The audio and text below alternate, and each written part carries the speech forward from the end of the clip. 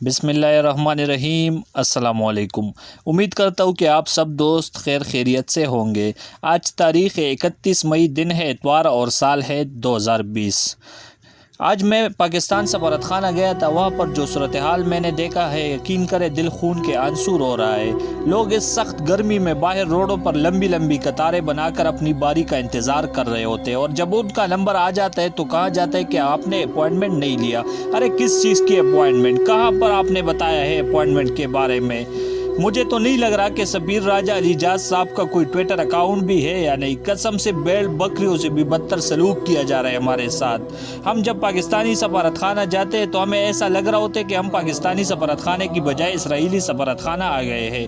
آج جب دو پاکستانیوں نے ویڈیو بنانے کی کوشش کی تو پتہ ہے ان کے ساتھ کیا کیا گیا؟ ان کو اریسٹ کر دیا گیا اور کہا گیا کہ جو بھی ویڈیو بنائے گا ان کا بھی یہی حال ہوگا۔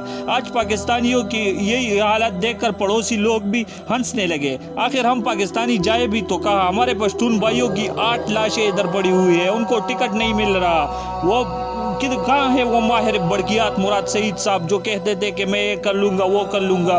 کوئی جا کے مراد سعید صاحب کو نیند سے جگائے۔ پاکستانی اس وقت شدید مشکل میں ہے۔ تبدیلی سرکار کو لوگ گالیاں دینے پر مجبور ہو گئے۔ خان صاحب یہ یاد رکھ کہ ہم اوورسیز پاکستانیوں کی وجہ سے آپ کی حکومت بنی ہے۔ ہمارے لیے کچھ کرے ورنہ اگلے الیکشن میں آپ کا حال بھی لاٹین سے بھی بدتر ہوگا۔